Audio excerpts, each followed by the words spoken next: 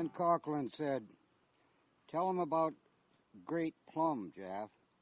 Instantly, Jaffe said, "Great Plum Zen Master was asked by what was the great meaning of Buddhism. And he said, rush flowers, willow catkins, bamboo needles, linen thread. In other words, hang on, boy, ecstasy's general," is what he means. Ecstasy's generals is what he means. Ecstasy of the mind. The world is nothing but mind. And what is the mind? The mind is nothing but the world. God damn it, then Horse's ancestor said, "This mind is Buddha." He also said, "No mind is Buddha." Then finally, talking about Great Plum, his boy, "The plum is ripe." "Well, that's pretty interesting," said Alva. "Well, I sort of agree with you, because the trouble is these people saw the flowers like they were in a dream. But damn it all, the world is real, Smith and Goldbook, and everybody carries on like it was a dream. Shit, like they were themselves dreams or dots. Pain or love or danger makes you real again. Ain't that right, Ray? Like when you were scared on that ledge in the mountain? Everything was real then? Okay. That's why the frontiersmen are always heroes, and they're always my real heroes and will always be. They're constantly on the alert in the realness, which might as well be real as unreal. What conceptions, what difference does it make? Diamond Sutra says, make no formed conceptions about the realness of existence, nor about the unrealness of existence, or words like that. Handcuffs will get soft, and billy clubs will topple over. Let's go on being free anyhow. The President of the United States suddenly grows cross-eyed and floats away, I yell. And anchovies will turn to dust, yells Coughlin. The great golden gate is creaking with sunset rust, says Alva. And anchovies will turn to dust, insists Coughlin. Give me another slug of that jug. How, woo. Jaffe leaping up. I've been reading Whitman. You know what he says? Cheer up, slaves, and horrify the foreign despots. He means that that's the attitude for the bard, the Zen lunacy bard of old desert pass. See the whole thing is a world full of rucksack wanderers, dharma bums, refusing to subscribe to the general demand that they consume production and therefore have to work for the privilege of consuming all that crap they didn't really want, such as refrigerators, TV sets, cars, at least fancy new cars, certain hair oils and deodorants and general junk you always see a week later in the garbage anywhere. All of them imprisoned in a system of work, produce, consume. Work, produce, consume. I see a vision of a great rucksack revolution. Thousands or even millions of young Americans wandering around with rucksacks, going up the mountains to pray, making children laugh and old men glad, making young girls happy and old girls happier. All of them Zen lunatics who go out about writing poems that happen to appear in their heads for no reason, and also by being kind, and also by strange, unexpected acts keep giving visions of eternal freedom to everyone and all living creatures.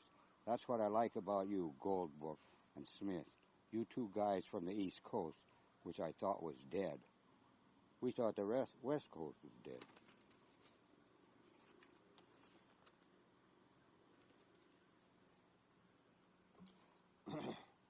As for me, maybe the answer was in my little buddy poem that kept on. Who played this cruel joke on bloke after bloke, packing like a rat across the desert flat? Asked Montana Slim, gesturing to him, the buddy of the men in his lion's den. Was it God that got mad like the Indian cad, who was only a giver, crooked like a river, give you a garden, let it all harden, then comes the flood, and loss of your blood, Pray tell us, good buddy, and don't make it muddy.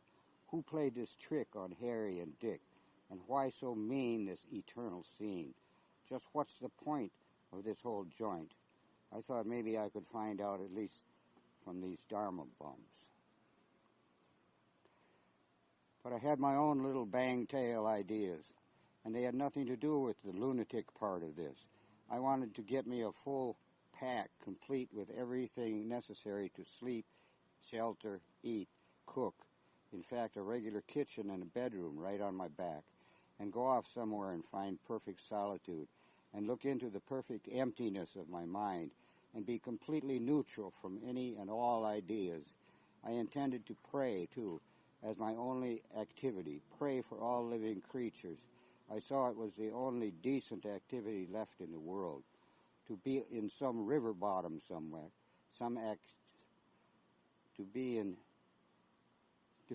some river bottom somewhere, or in a desert, or on a mountain, or some hut in Mexico, or shack in the Adirondack, and rest and be kind and do nothing else. Practice what the Chinese call do nothing. I don't want to have anything to do, really, either with Jaffe's ideas about society. I figured it would be better to just avoid it altogether and walk around it, or with any of Alva's ideas about grasping after life as much as you can because of its sweet sadness and because you would be dead someday. I put on my new flannel shirt and new socks and underwear and jeans, and I packed a rucksack tight and slung it on and went to San Francisco that night, just to get the feel of walking around the night with the rucksack on my back. I walked down Mission Street singing merrily. I went to Skid Row, 3rd Street, to enjoy my favorite dish, fresh donuts and coffee. And the bums in there were all fascinated and wanted to know if I was going uranium hunting. I didn't want to start making speeches about what I was going to hunt for. It was infinitely more valuable to mankind in the long run than ore. But let them tell me, boy, all you got to do is go to that Colorado country, take off with your pack, and there, and a nice little Geiger counter, and you'll be a millionaire. Everybody in Skid Row wants to be a millionaire.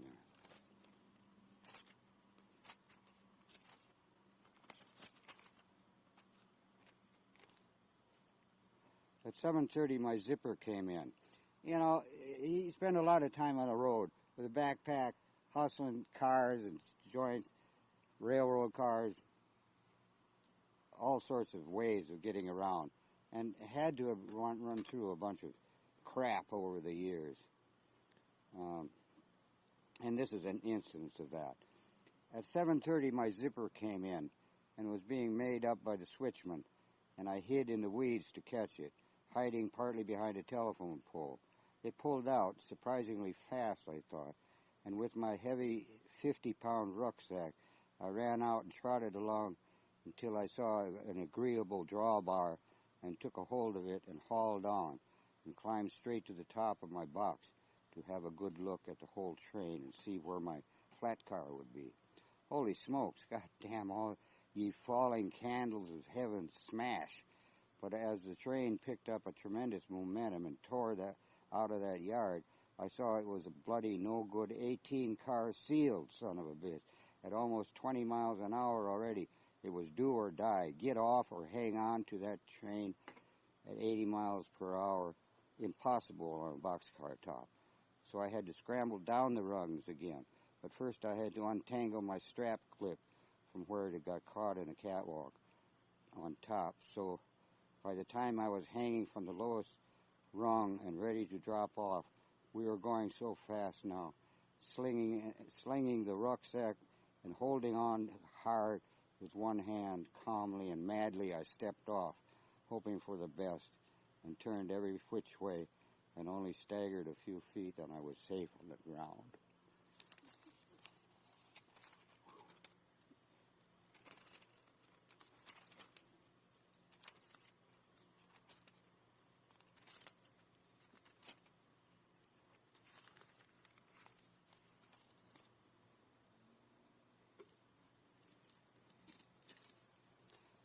Jaffe's one of the guys in the Dharma Bums. Sidekick. Oh, I don't give a damn. Jaff can do anything he wants, as far as I'm concerned. Say, where's that big old tall gal we was dancing with? He was a pure Dharma Bum father. He had it rough, too. In his early years in the Oregon woods, taking care of a whole family in a cabin he'd built by himself, and all the horny-headed troubles of trying to raise crops in merciless country in cold winters. Now he was a well-to-do painting contractor and had built himself one of the finest houses in Mill Valley and took good care of his sister. Jaffe's own mother was alone, living in a rooming house in the north. Jaffe was going to take care of her when he got back from Japan. I had seen a lonely letter from her. Jaffe said his parents had separated with a great deal of finality, but when he got back from the monastery, he would see what he could do to take care of her. Jaffe didn't like to talk about her, but his father, of course, never mentioned her at all. But I liked Jaffe's father, the way he danced, sweating and mad, the way he didn't mind any of the eccentric sights he saw, and the way he let everybody do whatever they wanted to, and went home around midnight in a shower of thrown flowers, dancing off down to his car parked in the road.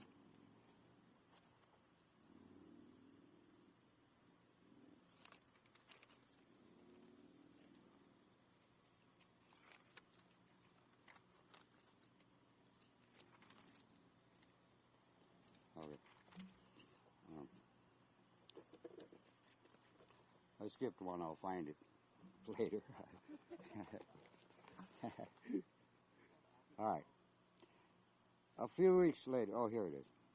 A few weeks later, I go to see my first bullfight, which I must confess is a novice flight and not the real thing they show in the winter, which is supposed to be so artistic. Inside is a perfectly round bowl with a neat circle of brown dirt, being harrowed and raked by expert, loving rakers, like the man who rakes the second base at Yankee Stadium, only this is Bite the Dust Stadium. And when I sat down, the bull had just come in, and the orchestra was sitting down again. Fine embroidered clothes, tightly fitted to boys behind a fence. Solemn they were, as a big, beautiful, shiny black bull rushed out, galumphing from a corner I hadn't looked, and where he'd apparently mooing for help, black nostrils, big white eyes, and outspread horns, all chest, no belly, stove-polished thin legs, seeking to drive the earth down with all that locomotive force and weight. Some people sniggered, but galloped and flashed like you saw the riddled-up muscle holes in his perfect-sized skin.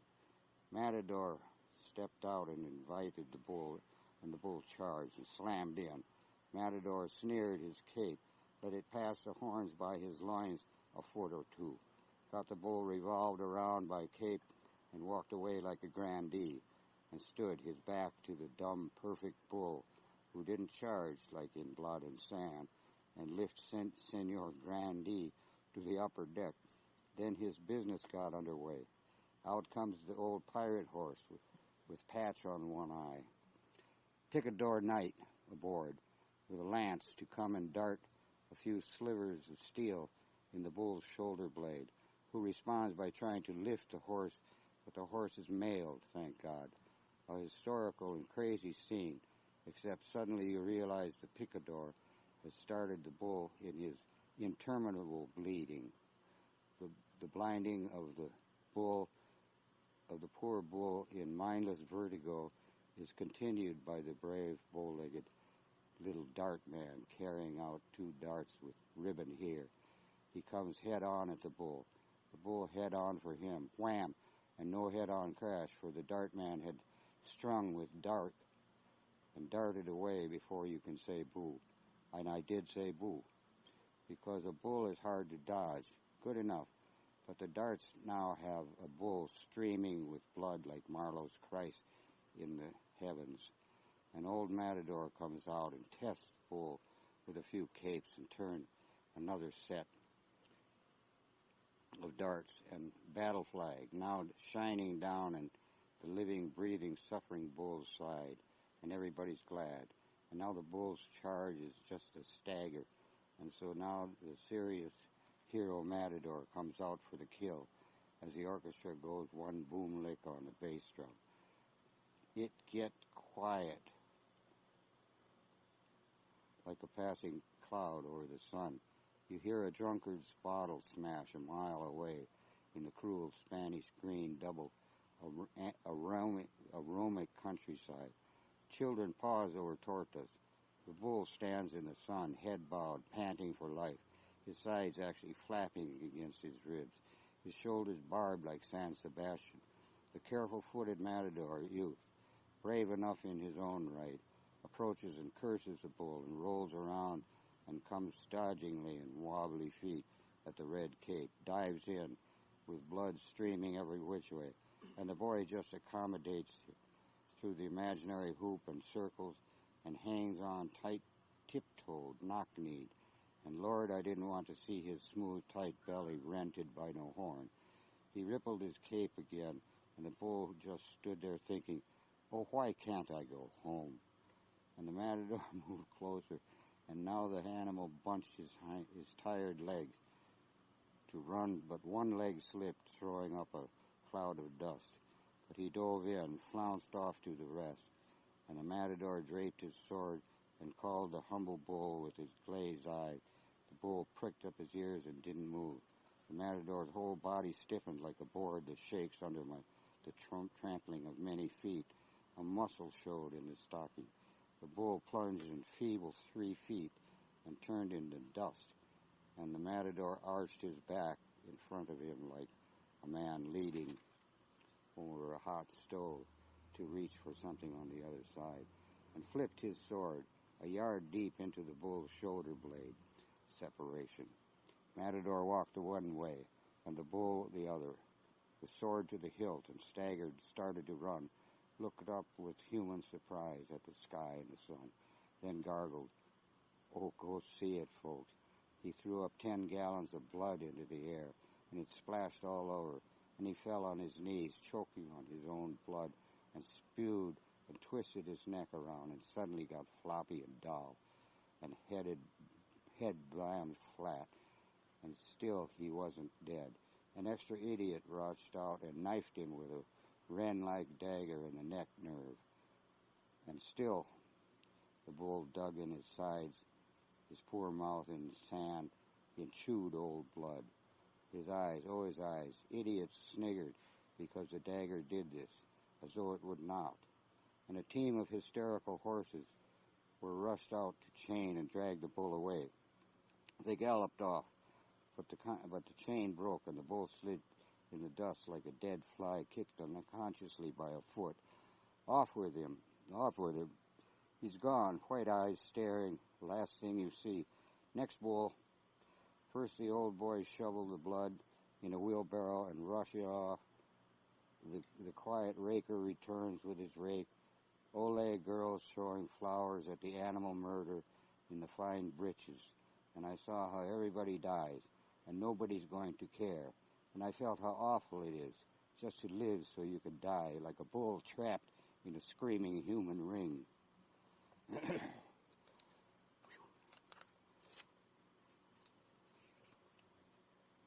Right above me, a great tormented statue of Christ on the cross.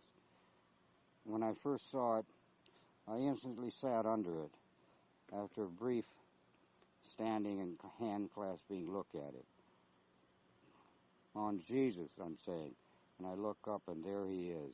They've put on him a handsome face like a young Robert Mitchum and have closed his eyes in death, though one of them is slightly open, you think. And it also looks like a young Robert Mitchum or Enrique, high on tea, looking at you through the smoke, saying, "Hombre, man, this is the end." His knees are all scratched so hard, sore that the scathe wore out through an inch-deep hole where his kneecap had been wailed away on by flailing falls on him, and the big flail cross on 100 miles long on his back. And as he leans there with the cross on the rocks, they goad him on to slide on his knees, and he's worn them out by the time he's nailed to the cross. I was there, shows the big rip in his ribs where the sword tips of lancers were stuck up at him. I was not there. Had I been there, I would have yelled, "Stop it," and got crucified too. Here, Holy Spain sent out a blood-heart sacrifice, Aztecs of Mexico, a picture of tenderness and pity, saying, "This you would do to man? I am the Son of Man. I am of man. I am man. And this is you would do to me, who am man and God. I am God, and you would pierce my feet bound together with long nails, with the big stay-fast points on the end, slightly blunted by the hammer's might. This you did to me, and I preached love." He preached love, and you would have bound him to a tree and hammered it into it with nails. You fools, you should be forgiven. It shows the blood running from hands to his armpits and down his sides. The Mexicans have hung a graceful canopy of red velvet around his loins. It's too high a statue up there to have pinners of medals on that holy victory cloth. What a victory! The victory of Christ, the victory over madness, mankind's blight. Kill him! They still roar at fights, cockfights, bullfights, prize fights, street fights, field fights, air fights, word fights. Kill him! Kill the fox, the pig, and the pox.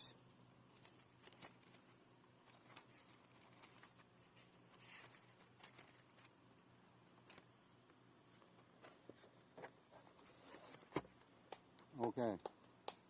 Yeah.